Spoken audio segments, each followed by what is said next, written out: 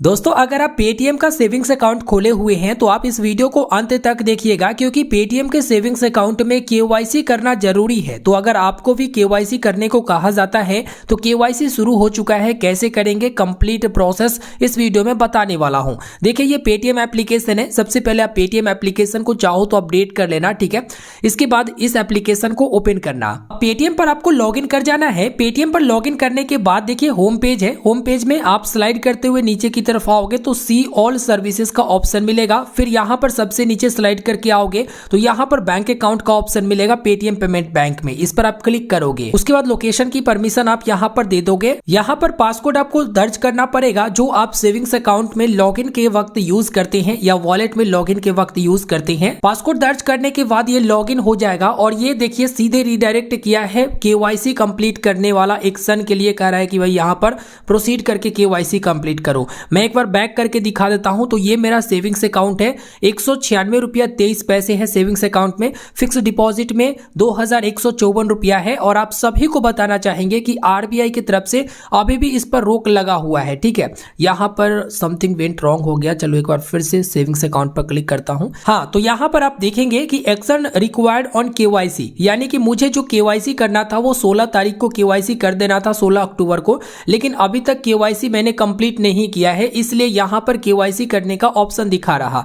अब देखिए दोस्तों, पेटीएम का अकाउंट आप नहीं खोल सकते हैं क्योंकि आरबीआई ने रोक लगा रखा है। और पेटीएम के जो सेविंग्स अकाउंट है और वॉलेट अकाउंट है उसमें आप ऐड मनी भी नहीं कर सकते हैं, क्रेडिट भी नहीं कर सकते हैं। लेकिन पुराने जो आपका सेविंग्स अकाउंट है या वॉलेट अकाउंट है उसमें अगर केवाईसी की आवश्यकता होती है तो वो केवाईसी आपको करना होगा। जैसे यहां पर रिव्यू नाउ की ऑप्शन आता है, इस पर क्लिक करेंगे। अब यहां पर सारा का सारा डिटेल आ चुका है, जो कि यहां पर जो भी डिटेल डाला हुआ था ये डिटेल आ चुका है। यहां पर पैन कार्ड के ऊपर नाम क्या है वो डिटेल मुझे एंटर करना है।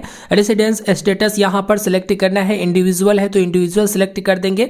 इसके बाद डिसेबिलिटी पर्सन है या फिर नहीं ये आपको डालना है। ऑक्यूपेशन टाइप यानी क्या करते हैं, पेशा क्या है। अगर अपडेट करना चाहते हैं तो यहां से अपडेट कर सकते हैं। उसके बाद सब ऑक्यूपेशन आता है। सोर्स ऑफ फंड यानी फंड का सोर्स क्या है वो आप यहां से सिलेक्ट कर लेंगे। उसके बाद एनुअल इनकम, सालाना इनकम कितना है वो यहां से आप सिलेक्ट कर लेंगे। जो भी आपका सालाना इनकम होगा अपने अनुसार से यहां पर सिलेक्ट करिएगा। उसके बाद यहां पर कैश ट्रांजैक्शन को छोड़कर बाकी आप देखेंगे तो यहां पर आप उस तरह से आप सिलेक्ट करेंगे।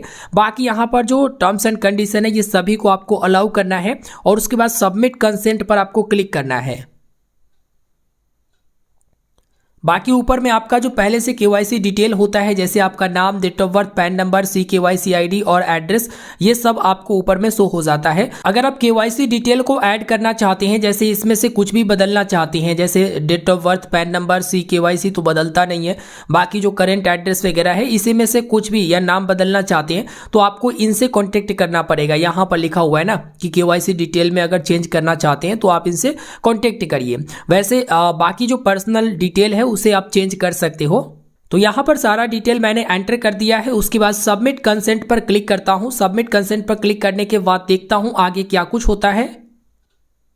इसके बाद आप देखेंगे your KYC profile has been updated. यहां पर बता दिया गया है कि आपका केवाईसी प्रोफाइल अपडेट हो चुका है। तो इस तरह से आप अपना केवाईसी कंप्लीट कर सकते हैं अगर केवाईसी खोजा जाता है तो। बैक टू बैंक पर क्लिक करता हूं। उसके बाद यहां देखेंगे तो कोई भी केवाईसी अपडेट करने का इंफॉर्मेशन नहीं दिया गया है, यानी केवाईसी जो है हो चुका है। इस तरह से आप अपना री केवाईसी सबमिट कर सकते हो। बेसिकली एक कंसेंट होता है जिसको आप सिलेक्ट करके सब कुछ डालकर उसके बाद कंसेंट को आप क्लिक करके दर्ज कर दो। उसके बाद आपका केवाईसी सक्सेसफुल वेरीफाई हो जाता है। तो देखो आरबीआई जब तक रोक लगाई रखती है ना तब तक आप सेविंग्स अकाउंट में या वॉलेट अकाउंट में पैसे को ऐड नहीं कर सकते हो। लेकिन जैसे ही रोक हट जाएगा आप वॉलेट अकाउंट में और सेविंग्स अकाउंट में क्रेडिट वाली ट्रांजैक्शन कर सकते हो, जो कि पेटीएम यहां भी मेंशन की हुई है कि आप ट्रांजैक्शन कर सकते हो लेकिन जो क्रेडिट ट्रांजैक्शन है या ऐड मनी है वो नहीं कर सकते हो। बाकी आपका जो पैसे है वॉलेट में या सेविंग्स अकाउंट में उसे आप स्पेंड में यूज कर सकते हो, यानी उसे खर्च कर सकते हो।